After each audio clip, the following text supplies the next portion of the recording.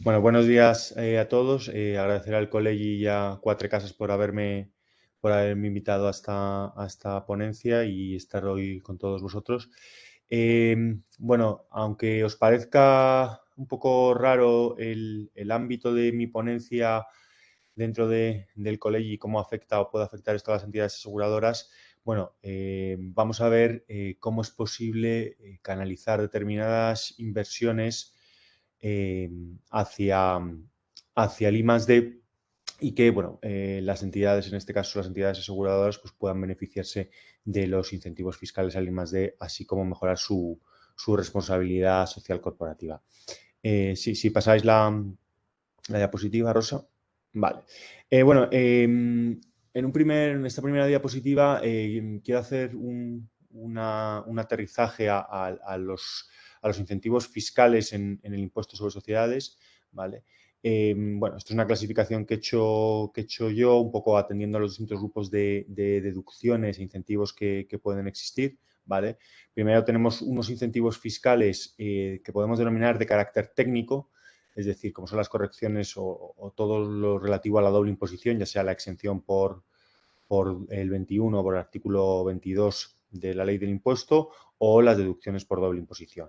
Eso denominaríamos de carácter técnico y en este caso estas deducciones no persiguen incentivar actividades concretas, sino simplemente eliminar un problema de doble imposición.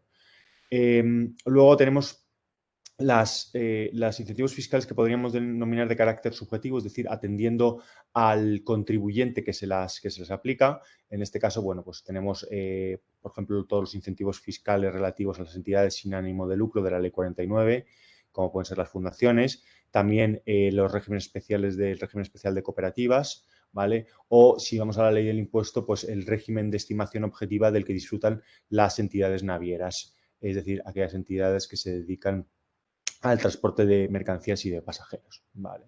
Luego tendríamos otras de carácter territorial. En el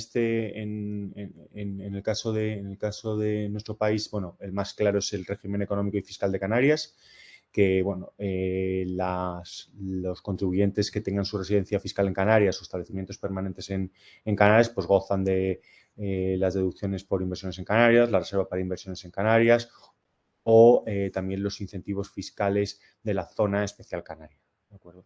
En la ley del impuesto también tendríamos la bonificación para las rentas procedentes de Ceuta y Melilla, ¿vale? También para entidades que tengan domicilio o establecimientos permanentes en dichas ciudades autónomas.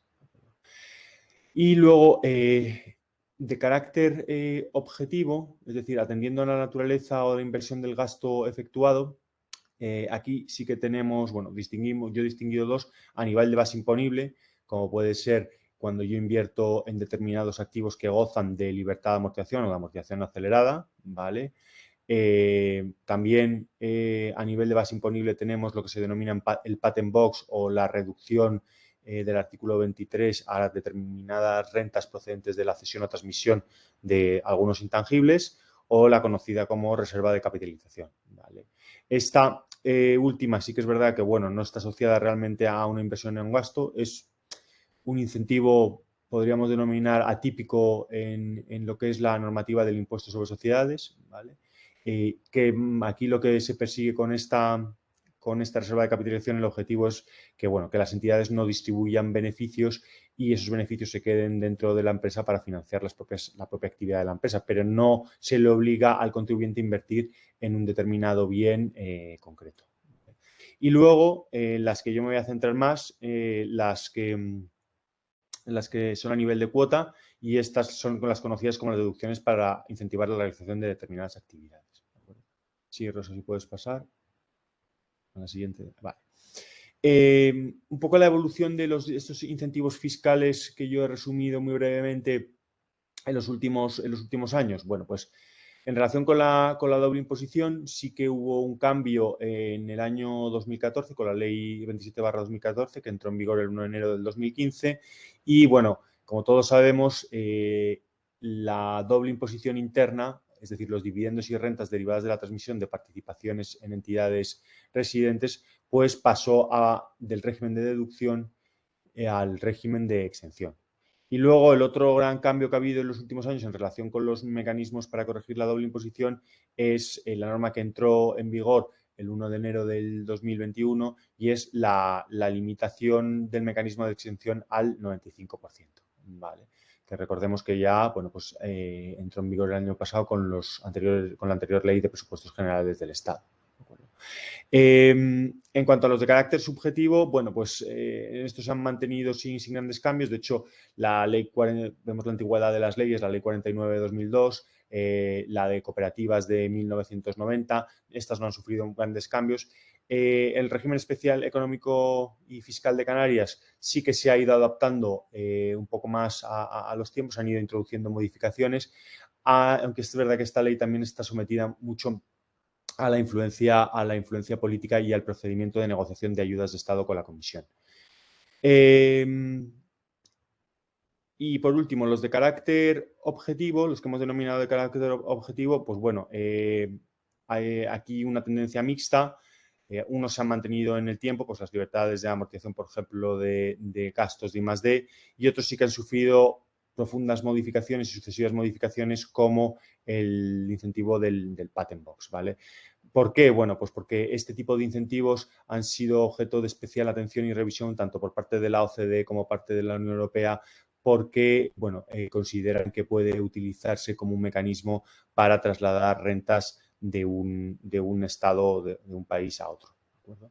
Y luego los de nivel de cuota, estos sí que los que llevéis mucho tiempo o estáis relacionados con la fiscalidad, sí que estos han sufrido un gran cambio y ahí se han ido reduciendo de manera importante en los últimos años. ¿Vale? Además de que también han sido cada vez sometidos a más restricciones en cuanto a su aplicación. Si pasas la siguiente. Pues vale. Bueno, para que veáis un poco los incentivos fiscales, las deducciones fiscales que había en el pasado, tanto en la Ley 43/95 como en el Real Decreto Legislativo 4/2004, que han sido las dos normas que hasta el 2015 han regulado el impuesto sobre sociedades, pues bueno, aquí recojo un listado de las deducciones que había. Pues ahí vemos la deducción de I+D, también había una deducción por actividades de exportación que esta desapareció como consecuencia de un expediente abierto por la comisión, ¿vale? La famosa DAEX. También había una deducción por bienes de interés cultural, las producciones cinematográficas que sí que se mantiene, edición de libros, deducciones por inversiones medioambientales que también ha desaparecido, la deducción en gastos de formación profesional, bueno, la famosa deducción por reinversión de beneficios extraordinarios, ¿de acuerdo? Esta también era una deducción clásica de nuestro sistema fiscal y que ha desaparecido. La deducción por creación de empleo de trabajadores, antiguamente se decía minusválidos y hoy en día con discapacidad, esta sí que se mantiene. Deducciones por contribuciones a planes de empleo, mutualidades de previsión social, deducciones por inversión en beneficios, que esta duró muy poco tiempo, parece que estuvo en vigor en el 13 y en el 14 solo, o las deducciones por creación de empleo, que si bien, aunque en la norma aparecen, están vinculadas a la famosa reforma laboral y ya no se generan nuevas deducciones. Sí deciros que, aunque en la actualidad muchas de estas deducciones, como he comentado, no se generan, sí que pueden todavía estar pendientes de aplicación, es decir, en los ejercicios en los que se generaron en el pasado, como hay un periodo de aplicación de 15 años con carácter general y 18 años para las de I+D y las de cine hoy en día, bueno, pues puede ser que todavía estén pendientes de aplicación, pero lo que quiero decir es que en la actualidad no hay, si yo hago inversiones medioambientales, no se me genera una deducción, ¿vale? Es decir, que pues se ha ido reduciendo mucho los incentivos fiscales en el impuesto sobre sociedades. Sí, la siguiente diapositiva. Aquí recojo ya los de la ley vigente, que tenemos la deducción por I+D+I, del artículo 35, la deducción por inversiones, por producciones cinematográficas, ¿vale? Series audiovisuales y espectáculos en vivo de artes escénicas y musicales, la deducción, como he dicho, por creación de empleo para trabajadores con discapacidad. Y bueno, aquí recojo una deducción simplemente porque está en la norma, que es el artículo 38 bis, que es la deducción por inversiones realizadas por las autoridades portuarias. Esto es una deducción de carácter subjetivo y, bueno, deriva también de un expediente de ayudas de Estado con la Comisión Europea, en la que consideró que el régimen de exención parcial que gozaban las autoridades portuarias pues suponía o podía suponer una ayuda de Estado contraria al mercado comunitario. Entonces, bueno, a cambio de ello se negoció una deducción por determinadas inversiones que realizan las autoridades portuarias. Pero bueno, esta es una deducción, como digo yo, muy minoritaria y que a nuestros efectos no nos interesa.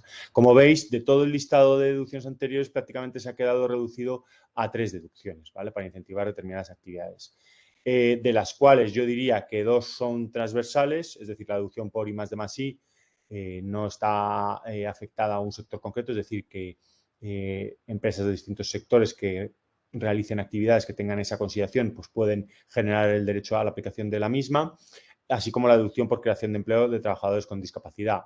La deducción por inversión en producciones cinematográficas, esta sí que podríamos denominarla como una deducción más sectorial y que, bueno, que se mantiene en nuestra norma, porque, bueno, el legislador considera que es necesario para fomentar la cultura y proteger la cultura de nuestro país, ¿vale?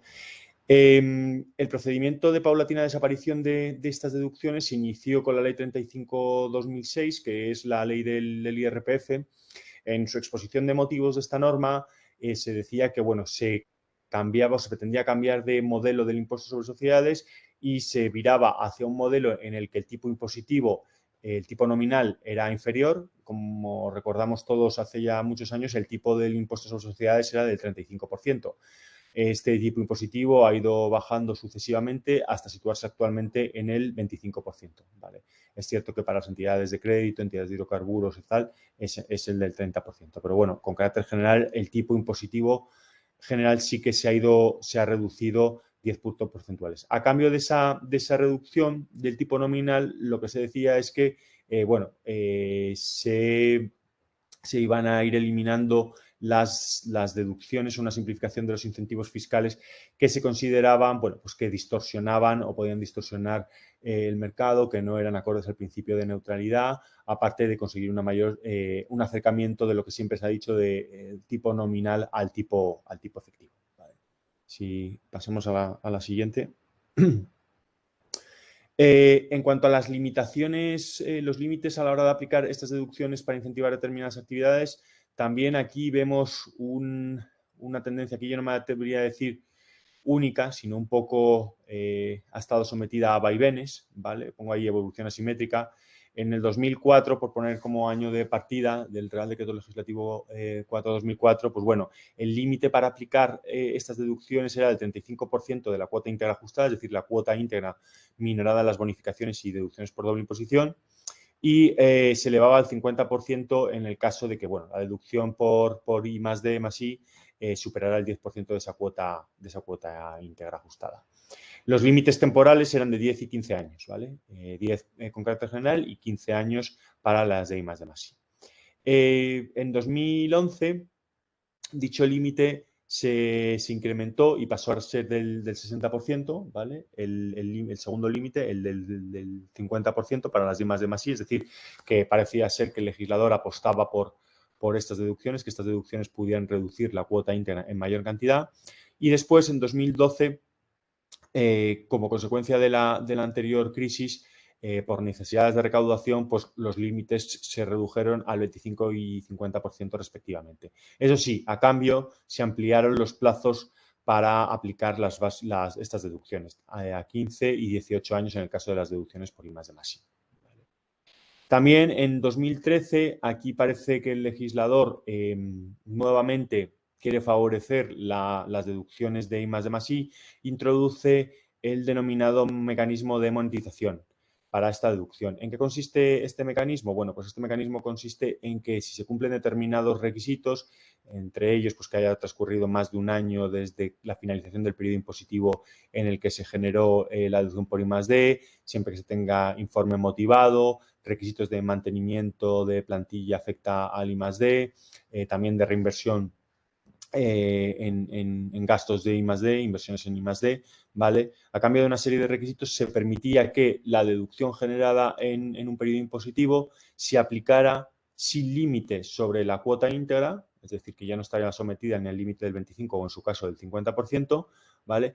Y en el caso de que esa deducción pues superara el importe de la cuota íntegra, pues el exceso se devolvía. Eso sí, a cambio se paga un peaje del 20%. Es decir, si yo la deducción que generé por I+D en un determinado año era de 200.000 euros, ¿de acuerdo? Y opto por el mecanismo de monetización cumpliendo todos los requisitos, la deducción que me pueda aplicar sin límite no son 200.000, sino serían 160.000. Es decir, renuncio al 20% de la deducción. ¿De acuerdo? Bueno, es un sistema que lo que pretende es inyectar liquidez a las empresas que hacen I+D+I, pero los requisitos son bastante estrictos. De hecho, ha sido muy criticado porque, bueno, realmente pues, supone una dificultad a la hora de acceder al mismo y además, en casos de crisis como la actual, pues, por ejemplo, el requisito de mantenimiento de plantilla pues, es muy complicado de cumplir. También la actual ley del impuesto sobre sociedades amplía este mecanismo de monetización para una deducción muy concreta, que es la deducción para inversión en grandes producciones multinacionales e internacionales, ¿vale? Esta deducción está relacionada con las producciones cinematográficas y aquí sí se les permite monetizar, aplicar el mecanismo que yo he comentado antes, pero sin ningún requisito. Ni renuncian a un 20%, ni tampoco se requiere mantenimiento de plantilla. En este caso, pues bueno, la monetización es mucho más sencilla y mucho más rápida, ¿vale? Por último, ya lo han estado comentando antes Antonio y Adolfo. En el proyecto de ley de presupuestos generales del Estado se ha introducido el nuevo límite del 15% sobre la base imponible, lo denominado tributación mínima, que bueno, no me voy a meter en ello porque vemos que ya entiendo que Adolfo y Antonio, como he podido observar, lo han explicado perfectamente. Así que si pasamos. Vale. Entonces, bueno, el estado de situación actual, podríamos decir que la deducción por I+D+I es de las pocas que se ha mantenido y que, bueno, se ha visto incluso mejorada. Aquí, el famoso mecanismo de monetización, cuyo objetivo vemos que es pues conseguir recursos financieros para las empresas que realizan I+D, hay que plantearse si realmente es un mecanismo eficaz. ¿Vale? Como hemos visto, bueno, pues no parece que ante las dificultades que plantea acceder a este mecanismo, pues las empresas que realizan I+D a lo mejor no están dispuestas a acceder al mismo o no cumplen alguno de los requisitos. Aquí hay que plantearse una cuestión ya de política económica y es si estos incentivos fiscales al I+D parecen suficientes, ¿vale? Bueno, ahí recojo alguna serie de datos de dónde está situado el Estado español en relación a su inversión en I+D+I, ¿vale? Como vemos, no es que estemos en muy buena posición, ¿de acuerdo? Bueno, pues por ejemplo, en el 2020 solo teníamos 1,47% de inversión en I+D+I sobre el PIB, mientras que la media europea pues es del 2,13%. ¿Vale? Creo que en este sentido todos estamos de acuerdo, incluso el legislador y nuestros políticos, que la inversión en I+D+I es algo crucial no solo para potenciar o mantener o asegurar en el futuro la economía de un país, sino incluso su bienestar. De hecho, con la última crisis que hemos tenido, que estamos sufriendo con esta pandemia, pues creo que se pone de manifiesto lo importante que es la investigación y el desarrollo para alcanzar, como digo, no solo determinado, asegurar la economía de un país y que su tejido empresarial pues sea mucho más sólido en el futuro, sino el bienestar social, en este caso, pues la salud de los ciudadanos. Si pasamos a la siguiente, gracias. Entonces, ante la falta de financiación del I+D+I, ¿qué alternativa se ha planteado o se está planteando en los últimos años? Pues lo que se denomina la estructuración fiscal para la financiación de proyectos. ¿Vale? ¿En qué consiste esto denominado de la estructuración fiscal? También desde el grupo en el que yo estoy, denominado como mecenazgo tecnológico. Bueno, pues es la utilización de un mecanismo que se ha venido utilizando para financiar la construcción naval en España y también para las producciones cinematográficas, ¿vale?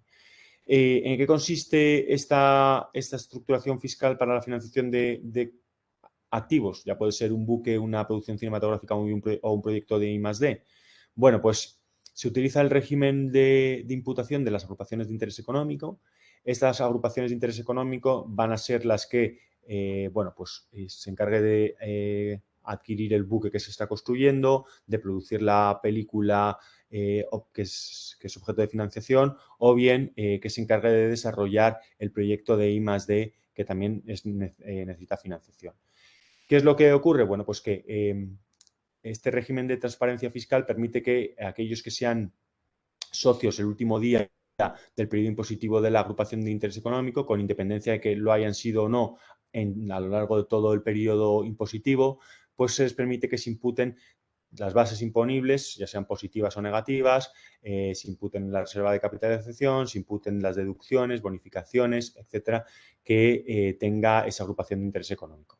Entonces, en el caso de este tipo de agrupaciones de interés económico utilizadas para la financiación de activos, pues lo que se imputará a los socios que entran en estas agrupaciones de interés económico serán los créditos fiscales por bases imponibles negativas y en el caso de que financien un proyecto de I+D+I, pues las deducciones por I+D+I. ¿De acuerdo?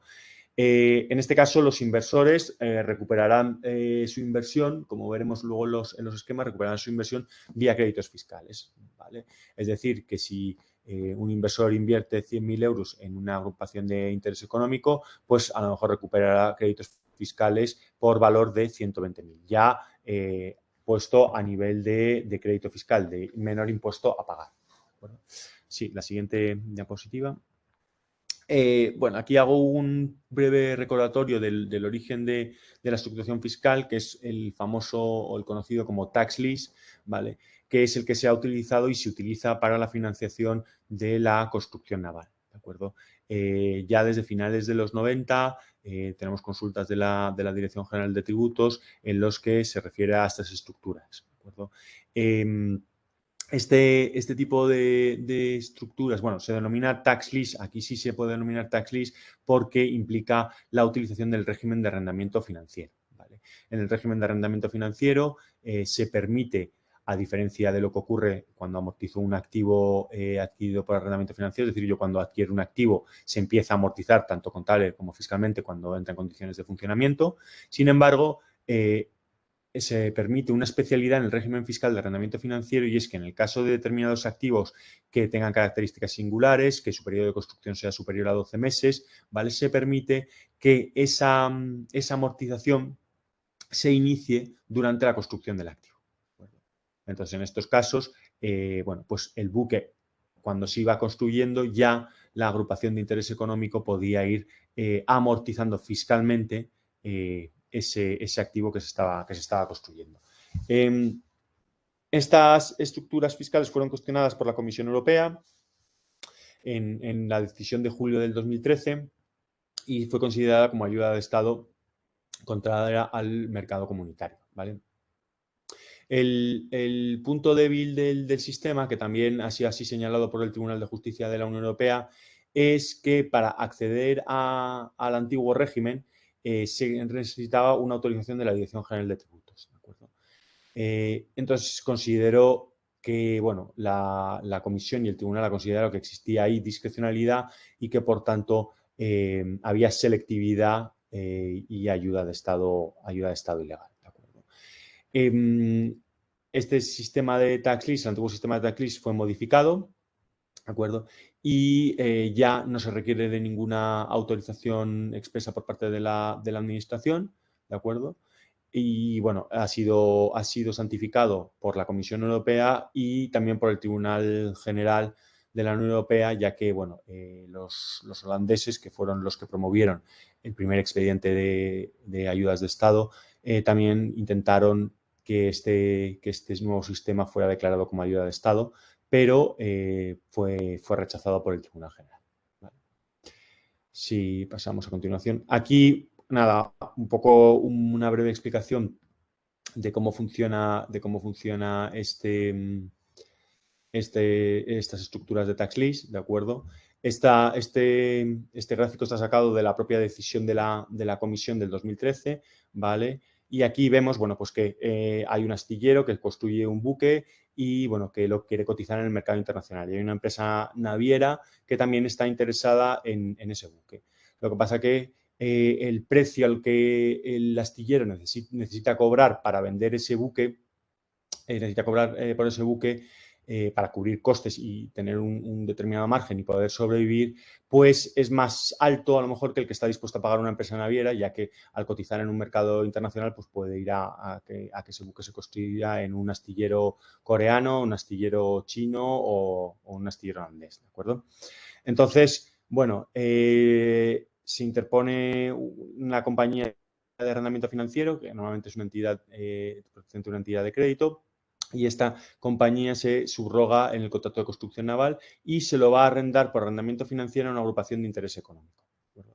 Entonces, esa agrupación de interés económico va a estar participada por unos inversores y va a poder amortizarse aceleradamente y anticipadamente el valor fiscal de ese buque, generando, lógicamente, en sede de la agrupación de interés económico unas bases imponibles negativas prácticamente por el valor de dicho buque. Es decir, que si yo tengo un buque que el astillero quiere cobrar 100 millones de euros y a lo mejor la empresa naviera está dispuesta a pagar solo 85 millones de euros, pues la agrupación de interés económico va a generar bases imponibles negativas por valor de 100 millones, es decir, unos créditos fiscales en menor impuesto a pagar por 25 millones, y en esto entran unos inversores que inyectan en esa agrupación de interés económico 15 millones de euros, ¿de acuerdo?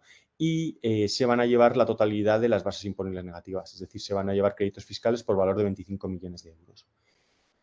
¿Con esto qué se consigue? Bueno, pues se consigue que la empresa naviera, cuando recompre la agrupación de interés económico transformada hoy en día en SL, bueno, pues va a tener que pagar los 85 millones de euros restantes que no han puesto los inversores, ¿de acuerdo? Que se han financiado la agrupación de interés económico mediante una deuda, ¿vale? Esto es contado de forma muy simplificada, ya que, bueno, esta estructura es bastante compleja y tiene muchos contratos cruzados, ¿de acuerdo? Pero básicamente, como veis, con esos 15 millones que ponen los inversores, que ellos recuperan esos 15 millones más una rentabilidad, en este caso he puesto de 10 millones de euros adicionales vía créditos fiscales, pues el astillero cobra en total 100 millones de euros, ¿vale? Y la empresa naviera paga 85 millones de euros. Vale, si pasamos a la siguiente diapositiva.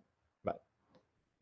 Esta forma de estructuración fiscal, como digo yo, se ha extrapolado, como os comentaba, se ha extrapolado a las producciones cinematográficas, ¿de acuerdo? Y también lo que a mí me concierne más hoy en día a la estructuración fiscal de la financiación del I+D+I, ¿de acuerdo? En cuanto a esta financiación del I+D+I por este tipo de estructuras, pues ya en el año 2007 encontramos alguna consulta. Ha habido un goteo en el 2009, también en el 2010.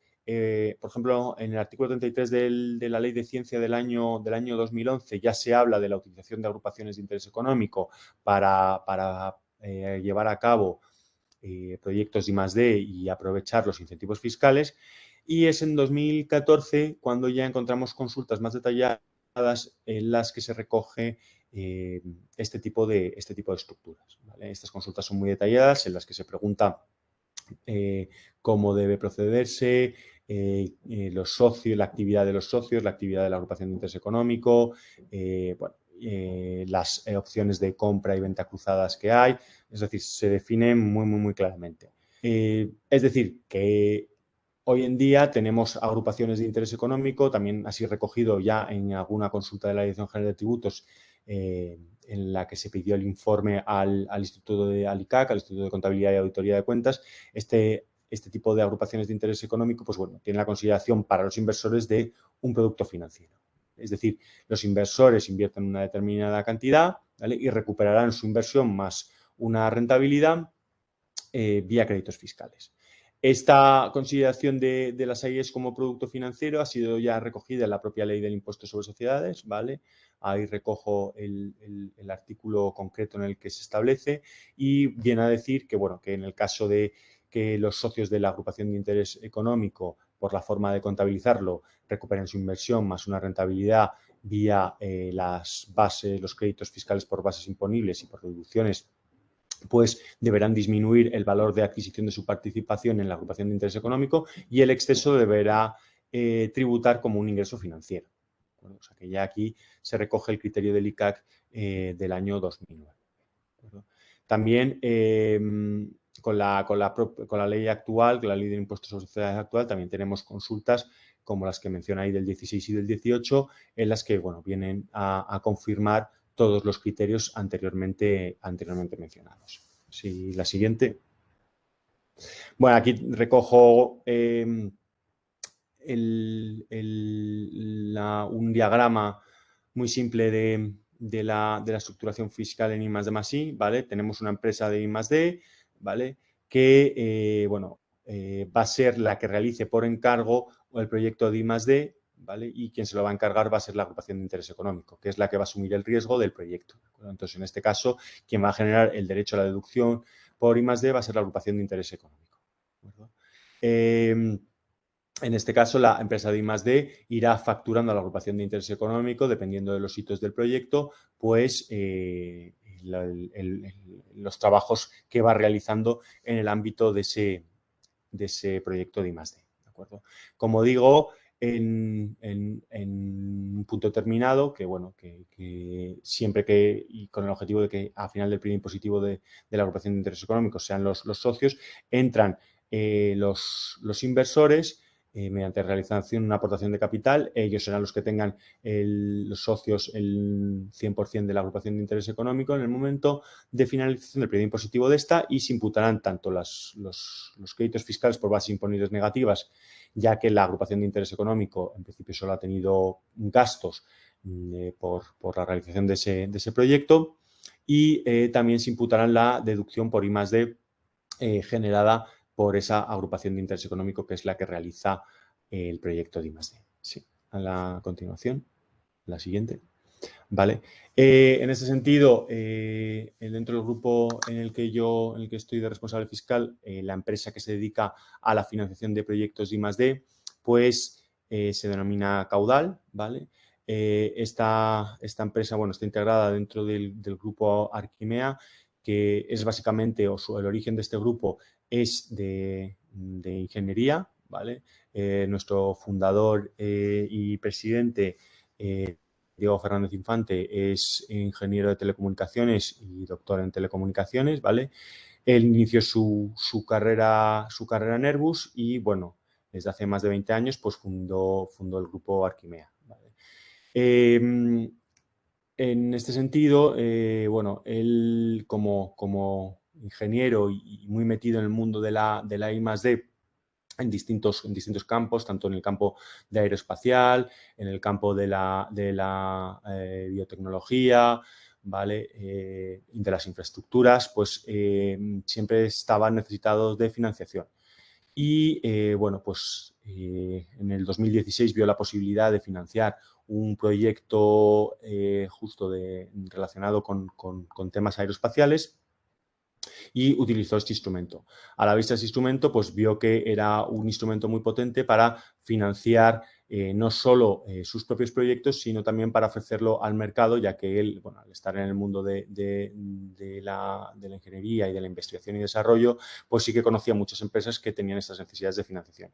Y es cuando se fundó la compañía Caudal, que es la compañía del grupo que se dedica a esta estructuración fiscal. Caudal, como si dijéramos, tiene tres patas, ¿vale? Dentro de su estructura. Una es la pata más importante y en la que somos expertos, que es en la de captación de proyectos, en la que tenemos un equipo, pues, de ingenieros, biólogos, investigadores en general, y que se dedican a analizar proyectos de investigación y desarrollo susceptibles de financiación por esta vía.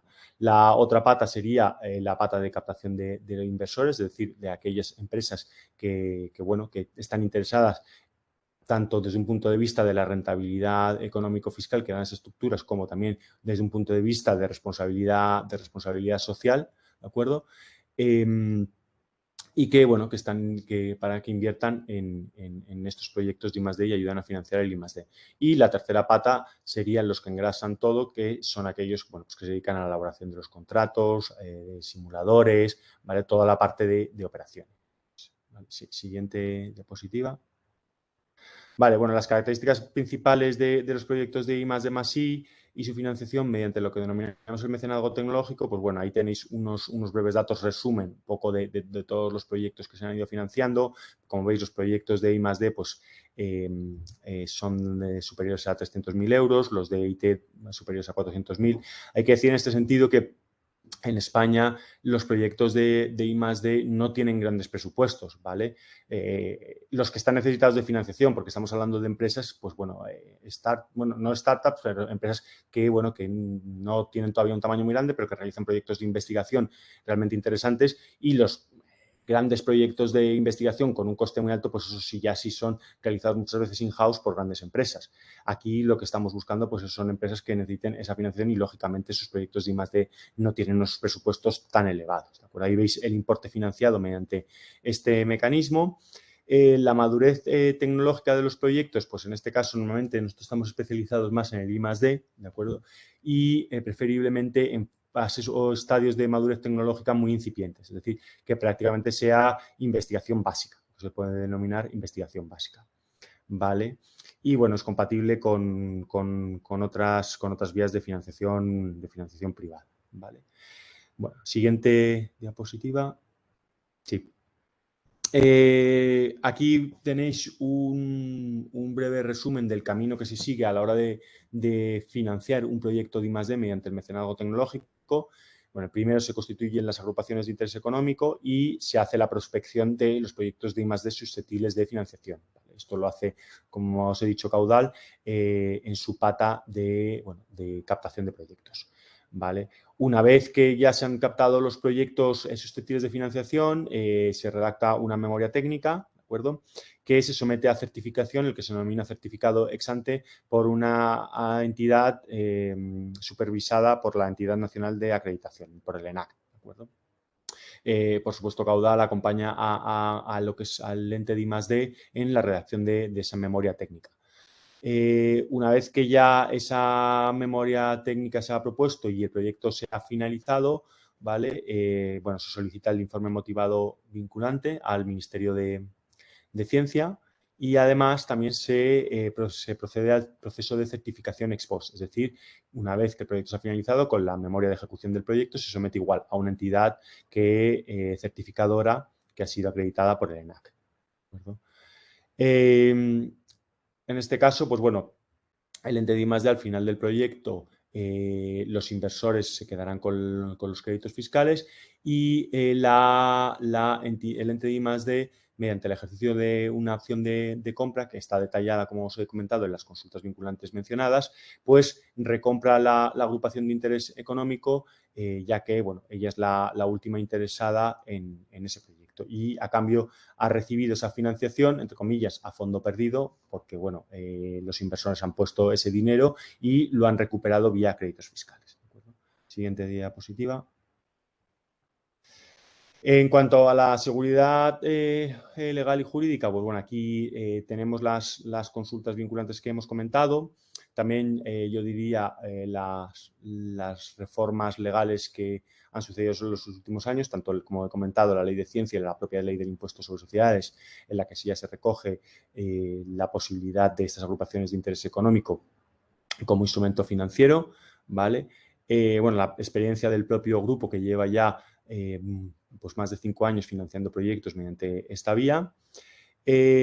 Aquí también quiero señalar que, bueno, que aparte de, por supuesto, la solicitud de los informes motivados vinculantes al Ministerio de Ciencia, así como las certificaciones ex ante y certificaciones ex post que acreditan pues, el gasto incurrido en el proyecto, así como la calificación de ese proyecto como I+D o como innovación tecnológica, ¿vale?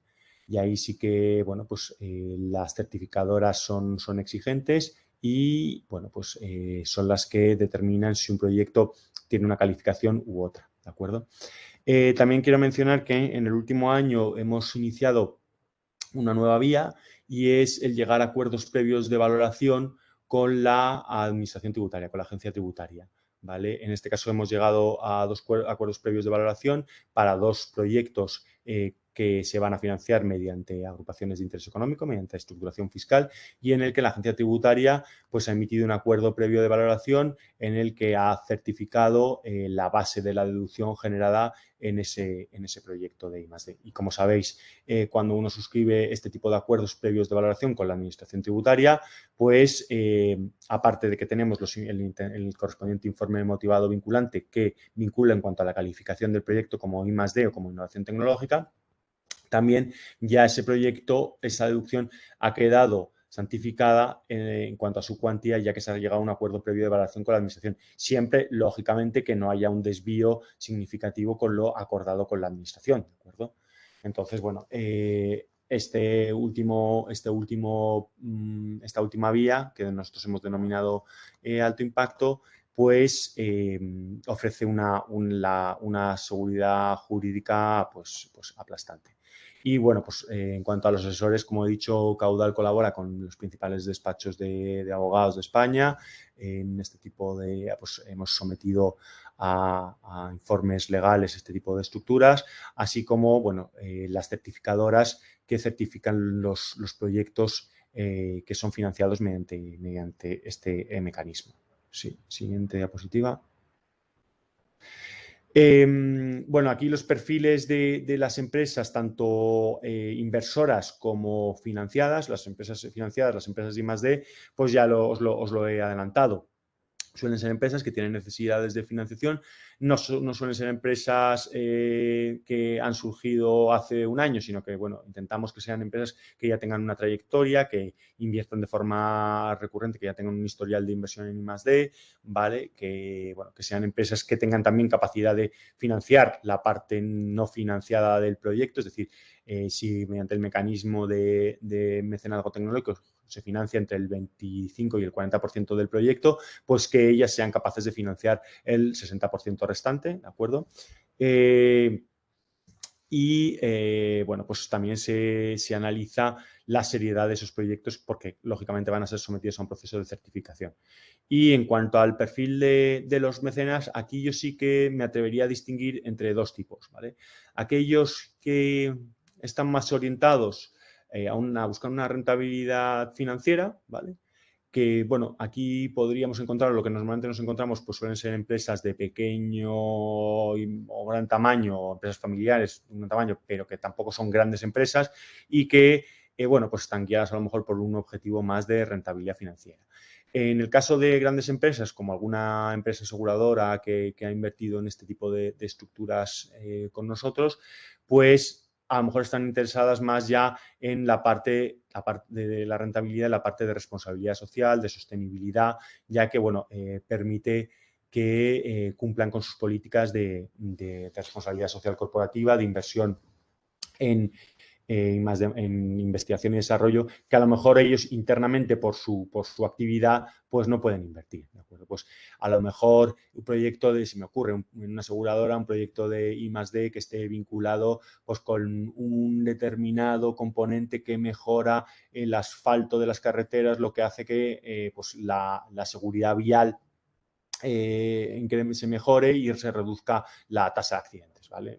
Me lo estoy inventando, ¿vale? Pero bueno, para que veáis que además en estos proyectos de I+D, pues dado la gran variabilidad y distintos campos en los que hay, pues pueden cuadrar mucho con las políticas de responsabilidad social corporativa que tengan las distintas empresas. O se me ocurre, con todo lo que está viendo, bueno, pues algún proyecto de investigación que esté relacionado pues con las vacunas del COVID o con la lucha contra la resistencia a los antibióticos, etcétera, ¿de acuerdo?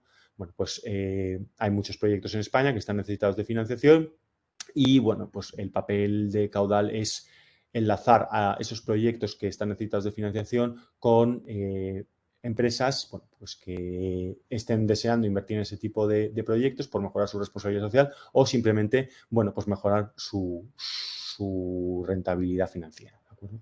Siguiente. Aquí, bueno, he recogido las ventajas para unas empresas y otras que ya las he comentado. Para las empresas de I+D+I, pues bueno, permite, como he dicho, conseguir financiación, también mejora sus ratios, ya que al facturar a la agrupación de interés económico el proyecto, pues bueno, eso suele ir en su línea de cifra de negocios, con lo cual a la hora de presentar cuentas de pérdidas y ganancias, pues también las potencia, ¿de acuerdo? Es una forma más rápida de conseguir financiación, sobre todo en contraste con el mecanismo de monetización o la propia aplicación de las deducciones por I+D, porque a lo mejor ellos pues, no generan las suficientes bases imponibles como para aplicarse esos incentivos. Y la siguiente. En cuanto a los beneficios para los inversores, pues como he dicho, en el ámbito de la responsabilidad social corporativa y, bueno, también lógicamente por la rentabilidad económico-financiera. También es verdad que cada vez más las empresas inversoras se implican más en los proyectos y de hecho pues muchas de ellas están interesadas en cómo evoluciona el proyecto, se reúnen incluso con los propios investigadores para que les cuenten de primera mano el proyecto de investigación, ¿vale? O sea, sí que es verdad que, bueno, que se está viendo como una vía, pues bueno, para mejorar esa contribución a la sociedad que a lo mejor determinadas empresas por su actividad pues no pueden hacer, como digo, una empresa de seguros, pues hacer un proyecto de I+D+I sobre la vacuna, pues ellos no tienen ni los medios ni la capacidad para realizar ni forma parte de su negocio, pero bueno, por esta vía sí que pueden implicarse en este tipo de proyectos, financiarlos y potenciar tanto su responsabilidad social corporativa como mejorar su rentabilidad financiera. Y bueno, con esto habría acabado mi presentación.